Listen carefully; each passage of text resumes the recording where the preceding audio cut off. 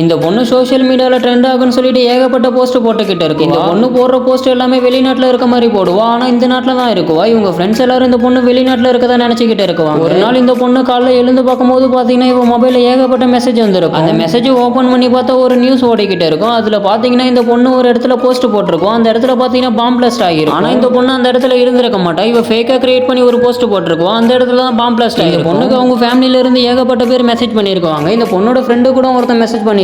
இந்த பையன் பார்த்தீங்கன்னா அந்த பொண்ணை நிம்மதி கூட பார்த்துருக்க மாட்டான். அவளும் அந்த பொண்ணுக்கு மெசேஜ் பண்ணியிருக்கோம். இந்த பொண்ணுக்கு ரொம்பவே குழப்பமா இருக்கும். அதுக்கப்புறம் பார்த்தீங்கன்னா ஸ்டோரியில் நான் நல்லா தான் இருக்குன்னு சொல்லிட்டு ஒரு போஸ்ட்டை போடுவோம். அதுக்கப்புறம் இந்த பொண்ணு ஏர்போர்ட்டுக்கு வர மாதிரி அந்த இடத்துக்கு போகுவா. இவங்களோட ஃபேமிலியில இருந்து அந்த பொண்ணை கூப்பிட வந்திருக்குவாங்க. பார்த்தீங்கன்னா அங்கே இருக்க ஒரு லேடி இந்த பொண்ணை ஃபோட்டோ எடுக்குவாங்க. அந்த ஃபோட்டோவை சோஷியல் மீடியாவில் அப்லோட் பண்ணிடுவாங்க. அந்த ஃபோட்டோ பயங்கரமாக வைரல் ஆகி இதனால இந்த பொண்ணுக்கு ஒரு பெரிய கம்பெனில இருந்து வேலை கிடைச்சிருக்கும். இந்த பொண்ணோட லைஃபே டோட்டலாக சேஞ்ச் ஆகிடும். இதை பற்றி ஒரு ஆர்டிக்கல் எழுதலாம்னு இந்த பொண்ணு டைப் பண்ணுவோம். ஆனால் நேரில் பார்க்காமலே எதுவும் பண்ணக்கூடாதுன்னு இந்த பொண்ணு முடிவு பண்ணுவோம். அதுக்கப்புறம் நேரில் போனவங்க எல்லாருக்கும் ஒரு மீட்டிங் வச்சிருக்காங்க. அந்த இடத்துக்கு இந்த பொண்ணு போயிருக்கும். அங்கே இருக்கவங்க எல்லாரும் அவங்களோட கஷ்டத்தை ரொம்பவே ஃபீல் பண்ணி சொல்லிக்கிட்டு இருக்காங்க. இந்த பொண்ணு எதையுமே சீரியஸாக எடுத்துக்காங்க. ஒரு பொண்ணு பார்த்தீங்கன்னா சோஷியல் மீடியாவில் வீடியோ போட்டுக்கிட்டு இருக்கும். அந்த பொண்ணு பார்த்தீங்கன்னா ரொம்பவே ட்ரெண்டாக இருக்கும். ஏன்னா அந்த பொண்ணு நேரில் பார்த்து எல்லாத்தையும் சொல்லிக்கிட்டு இருந்திருக்கும். அந்த பொண்ணோட வீடியோ எல்லாத்தையும் இந்த பொண்ணு பார்த்துக்கிட்டு இருக்கும். அதுக்கப்புறம் நேரில் மீட் பண்ணலாம் சொல்லிட்டு ரெண்டு பேரும் மீட் பண்ணுவாங்க. ரெண்டு பேரும் ரொம்ப நேரமா அங்கே நடந்ததை பற்றி பேசிக்கிட்டு இருப்பாங்க. ஒரு நாள் ஃபுல்லாகவும் அந்த பொண்ணு கூட டைம் ஸ்பெண்ட் பண்ணிக்கிட்டு இருக்கும். ஆனால் அந்த பொண்ணு ரொம்பவே வலியோட பேசிக்கிட்டு இருக்கும். அது எல்லாத்தையும் தெரிஞ்சுக்கிட்டு இந்த பொண்ணு ஆர்டிக்கல் எழுத ஆரம்பிக்குவா. அதை அப்லோட் பண்ணதுக்கப்புறம் பார்த்தீங்கன்னா ஏகப்பட்ட வியூஸ் போயிருக்கு. இதனால இந்த பொண்ணோட லைஃபே மாறி இருக்கும். அடுத்த நாள் இந்த பொண்ணு நைட்டு தூங்கிக்கிட்டே இருக்குவா. அந்த இடத்துக்கு நேரில் போன மாதிரியே கனவு வந்துகிட்டே இருக்கும். அந்த இடத்துல யார் பாம்பு வச்சாங்களோ இந்த பொண்ணு கண்ணு முன்னாடி வந்து போய்கிட்டே இருக்குவாங்க. இந்த பொண்ணு ட்ரெயினில் போய்கிட்டே இருக்கும். அந்த இடத்துலயும் அந்த பையன் வந்திருக்கும். இந்த பொண்ணு எங்கே போனாலும் அந்த ஆள் பின்னாடியே தான் வந்துகிட்டே இருக்குவான்.